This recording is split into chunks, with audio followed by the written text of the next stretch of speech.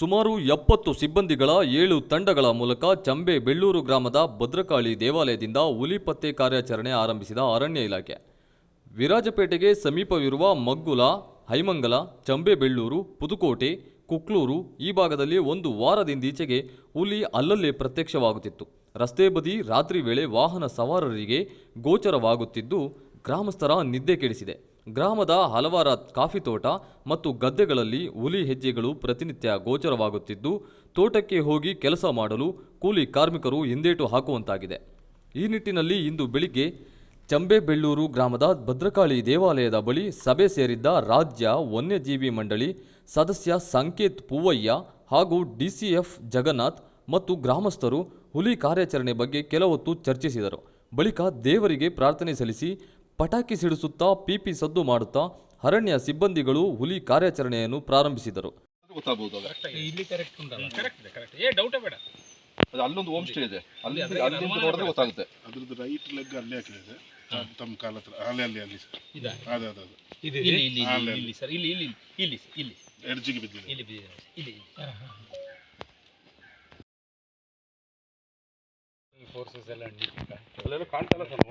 ಅಲ್ಲಿ ಕೆಳಗೆ ಸಿಕ್ಕಿಲ್ಲ ಅಂದ್ರೆ ಇನ್ನು ಅಲ್ಲಿ ಆ ಕಡೆ ಹೋದ್ರೆ ಸಿಗ್ತದೆ.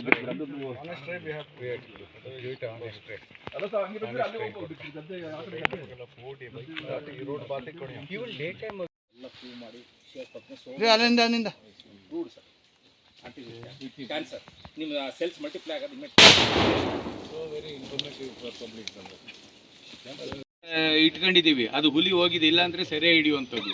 ಬಾಳೆಲೆಯಲ್ಲಿ ಸುಳ್ಕೊಡಲು ಕೂಡ ಅನುಮತಿ. ಇಲ್ಲಿಯೂ ಕೂಡ NDCF ಅವರು ಹೇಳಿದ್ದಾರೆ, ನಿಮಗೆ ಕಾರ್ಯಗತ ಆಗ್ತಕ್ಕಂಥ ವಿಚಾರವನ್ನು ಮಾತ್ರ ಹೇಳಿದ್ದಾರೆ. ಏನಂತ ಹೇಳಿದರೆ, ಇಲ್ಲಿ ಹುಲಿಯನ್ನು ನಾವು ಕಾಡಿಗೆ ಹಾಕ್ತಕ್ಕಂಥ ಕೆಲಸವನ್ನು ಮಾಡ್ತೇವೆ.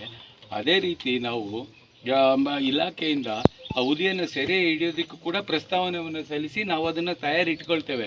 ಹುಲಿ ಸೆರೆ ಕ್ಯಾಮ್ರಾದಲ್ಲಿ ಆ ನಂಬರ್ ಸಿಕ್ಕಿದಂಥ ಸಂದರ್ಭದಲ್ಲಿ ಖಂಡಿತವಾಗಲೂ ಕಾರ್ಯಾಚರಣೆ ಮಾಡಿ ಸೆರೆ ಹಿಡಿತೇವೆ ಅಂತ ಹೇಳ್ತಕ್ಕಂಥದ್ದು. ಆದ್ದರಿಂದ ತಾವು ದಯಮಾಡಿ ಅರ್ಥ ಮಾಡ್ಕೋಬೇಕು, ಹೋದ 20 ವರ್ಷ ಏನು ನಡೀತು ಖಂಡಿತ ಆ ರೀತಿ ಈಗ ನಡೀತಾ ಇಲ್ಲ. ಎಲ್ಲೆಲ್ಲಿ ಕಾರ್ಯಾಚರಣೆ ಮಾಡ್ತಾ ಇದ್ದೇವೆ ಯಶಸ್ವಿಯಾಗಿ ಆ ಹುಲಿಯನ್ನು ಅಥವಾ ಆನೆಗಳನ್ನು ಹಟ್ತಕ್ಕಂಥ ಕೆಲಸ ಆಗ್ತಾಯಿದೆ.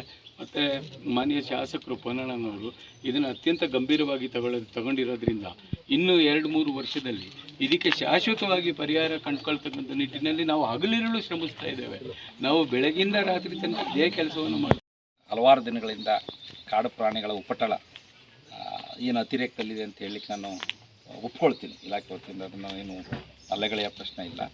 ಈಗಾಗಲೇ ಕಳೆದ 4 ದಿವಸದ ಕೆಳಗಡೆ ನಾನು ಸಂಕೇತ್ ಪೂವಯ್ಯ ಅವರು, ಮಾನ್ಯ ರಾಜ್ಯ ಮೆಂಬರ್ ಆಗಿರ್ತಕ್ಕಂಥ ವನ್ಯಜೀವಿ ಮಂಡಳಿ ಮೆಂಬರ್ ಅವರು ಮತ್ತು ನನ್ನ ಸಿಬ್ಬಂದಿ ಈ ಎದುರುಗಡೆ ಕಾಣ್ತಕ್ಕ ಗುಡ್ಡದ ಆ ಬದಿಗೆ ಅಂದರೆ ಮುಗ್ಗುಲ ಗ್ರಾಮದಲ್ಲಿ ಮತ್ತು ಸುತ್ತಮುತ್ತದಲ್ಲಿ ನೋಡಿದಾಗ ಏನು ನಮ್ಮ ಹುಲಿಯ ಗುರುತು, ಹೆಜ್ಜೆ ಗುರುತಿರೋದು ನನಗೆ ಖಾತ್ರಿ ಆಗಿದೆ. ಅದರಲ್ಲೇನು ಎರಡನೇ ಪ್ರಶ್ನೆ. ಅದೇ ರೀತಿ ಅದೇ ಹುಲಿ ನಾವು ಅವತ್ತು ಡಿಸ್ಟರ್ಬ್ ಮಾಡಿದಾಗ ಈ ಕಡೆ ಬಂದಿರ್ಬೋದು ಅಂತ ನನ್ನ ಊಹೆ ಇದೆ, ಕಲ್ಪನೆ ಇದೆ. ಅದು ನಿಜನೂ. ಯಾಕೆಂದರೆ ಒಂದು ತಾಂತ್ರಿಕವಾಗಿ ನಾವು ಡಿಸ್ಟೆನ್ಸು ಅದರ ಮೂವ್ಮೆಂಟನ್ನು ಮೆಜರ್ ಮಾಡಿದಾಗ ಅದು ಸತ್ಯಾಂಶ ಅಂತ ನನಗೆ ಅನ್ನಿಸ್ತದೆ, ನನ್ನ ಅನುಭವದ ಆಧಾರದ ಮೇಲೆ. ಇದಲ್ಲದೆ ಇಲ್ಲಿ ಏನು ಇವತ್ತು ನಿನ್ನೆ ಮೊನ್ನೆ ಏನು ಮಾಹಿತಿ ನಾವು ಕಲೆಕ್ಟ್ ಮಾಡಿದ್ವಿ ಅದ್ರ ಪ್ರಕಾರ ಇಲ್ಲಿ ಕಳೆದ 10-15 ದಿವಸದಿಂದಲೂ ಒಂದು ಮೂವ್ಮೆಂಟ್ ಇದೆ ಅನ್ನೋದು ನಮಗೆ ಖಾತ್ರಿ ಆಗಿದೆ. ಆ ನಿಟ್ಟಿನಲ್ಲಿ ನಾವು ನಮ್ಮ ಏನಿವತ್ತು ಸುಮಾರು 70-75 ಜನ ಸಿಬ್ಬಂದಿ ಮತ್ತು ಹೆಚ್ಚುವರಿ ಬೇಕಾದಲ್ಲಿ ನಾವು ಇನ್ನೂ 100 ಸಿಬ್ಬಂದಿ ತಯಾರಿಟ್ಟಿದ್ದೀನಿ ನಮ್ಮ ವಿವಿಧ ವಲಯಗಳಲ್ಲಿದೆ. ಆ ವಲಯದಿಂದ ಕರೆಸಲಿಕ್ಕೇನು ಸಮಸ್ಯೆ ಇಲ್ಲ. ಈ ಸಮಯ ಸಂದರ್ಭ ಏನಾದರೂ ಅಪೇಕ್ಷೆ ಪಟ್ಟಲ್ಲಿ ಅಂಥ ಒಂದು ವ್ಯವಸ್ಥೆಯನ್ನು ತತ್ಕ್ಷಣ ಮಾಡಲಿಕ್ಕೆ ನಾನು ಬದ್ಧನಾಗಿದ್ದೀನಿ.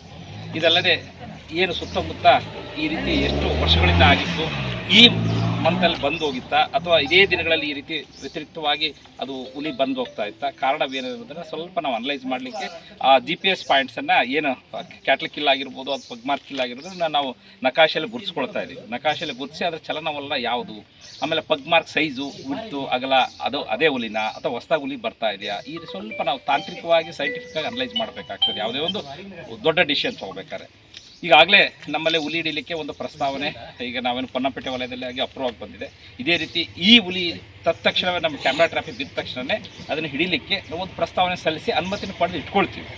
ಅವಕಾಶವಿದ್ದಲ್ಲಿ ಅಥವಾ ಅಪೇಕ್ಷಣೀಯವಾದಲ್ಲಿ ಅದನ್ನು ಚೀಫ್ ವೈಲ್ಡ್ ಲೈಫ್ ವಾರ್ಡನ್ ಅವ್ರ ಗಮನಕ್ಕೆ ತಕ್ಷಣವೇ ಅದನ್ನು ಇಲ್ಲಿಂದ ಬೇರೆ ಸ್ಥಳಾಂತರ ಮಾಡಲಿಕ್ಕೆ ನಾವು ಭದ್ರಾಗಿದ್ದೀವಿ. ಯಾವುದೇ ರೀತಿ ಸಾರ್ವಜನಿಕರಿಗೆ ತೊಂದರೆ ಆಗದ ರೀತಿ, ಪ್ರಾಣಾಪಾಯ ಆಗದ ರೀತಿ, ಆಮೇಲೆ ಅವರ ಸಾಕು ಪ್ರಾಣಿಗಳಿಗೆ ತೊಂದರೆ ಆಗದ ರೀತಿ ಮತ್ತು ಇನ್ಯಾವುದೇ ಜನಗಳಲ್ಲಿ ಭಯದ ವಾತಾವರಣ ಇಲ್ಲದಂಗೆ ಜವಾಬ್ದಾರಿ ನಮ್ಮದು ಇಲಾಖೆದಾಗಿದೆ. ಅದಕ್ಕೆ ನಾವು ಬದ್ಧರಾಗಿದ್ದೀವಿ. ಅದಕ್ಕೆ ಪೂರಕವಾಗಿ ಎಷ್ಟು ತಂಡಗಳು ಬೇಕೋ ನಾವು ನಿಯೋಜಿಸ್ತೀವಿ.